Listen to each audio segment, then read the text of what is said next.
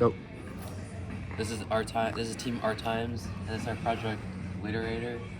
And so, the idea with Literator is that it translates scripture writing into romanized text. For example, if this song, which can be played,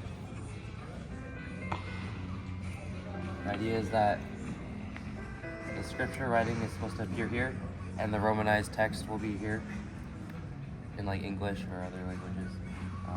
They can also play other songs.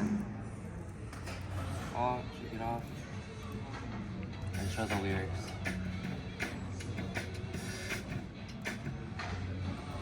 Moving on to our code.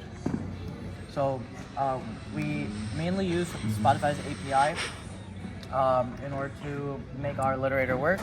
So the main components of the API that we used song search, we used playback, and then we have the pause and play feature, obviously as well. So song search allows us to search a song based off the user's input, and then the pause and play button that is on our UI directly is correlated to the playback function. So whenever you hit pause on music, the playback function stops, and whenever you hit play, playback function runs.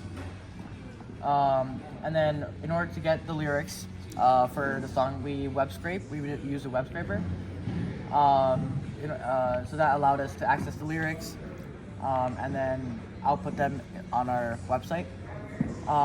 So while we were doing this project, we faced a couple of challenges, mainly with transliterating it. So, at least from the back end, right? So, an issue that we faced was there was no actual updated transliterator API. So, a lot of the libraries that we found were broken, and then eventually we found a new library called Indic Transliterator /Sanskrit.